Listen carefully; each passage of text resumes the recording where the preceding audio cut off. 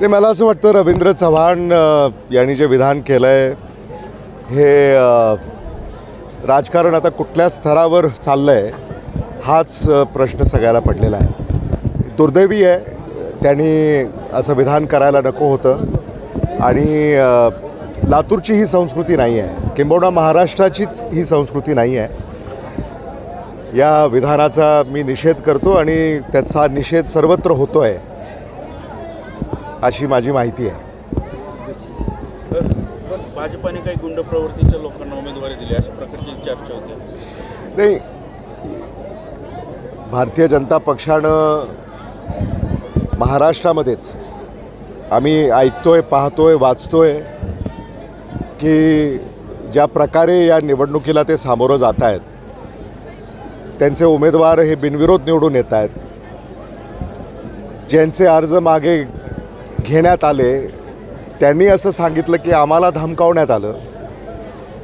सोलापूरमध्ये तर एकाने असं सांगितलं की आमच्या उमेदवाराचा खून करण्यात आला. म्हणजे महाराष्ट्राला अशा राजकारणाची ओळख यापूर्वी कधीच नव्हती. आता महाराष्ट्राची ही नवी ओळख राजकारणाची भारतीय जनता पक्ष करू पाहत आहे का, हा मुद्दा आता चर्चेला आलेला आहे.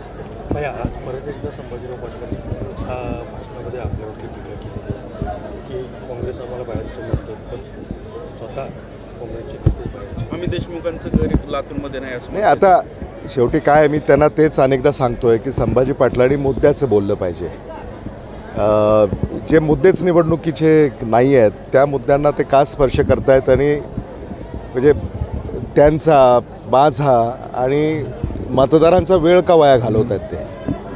भाजपकडून मुख्यमंत्र्यांची सभा होणार आहे लातूरमध्ये, आपल्या काँग्रेसकडनं कोणी काही वरिष्ठ नेते नाही, आता सभा तर ह्या होणारच आहेत, त्यामुळं सत्ता पक्षाच्या होतील, विरोधी पक्षाच्या होतील.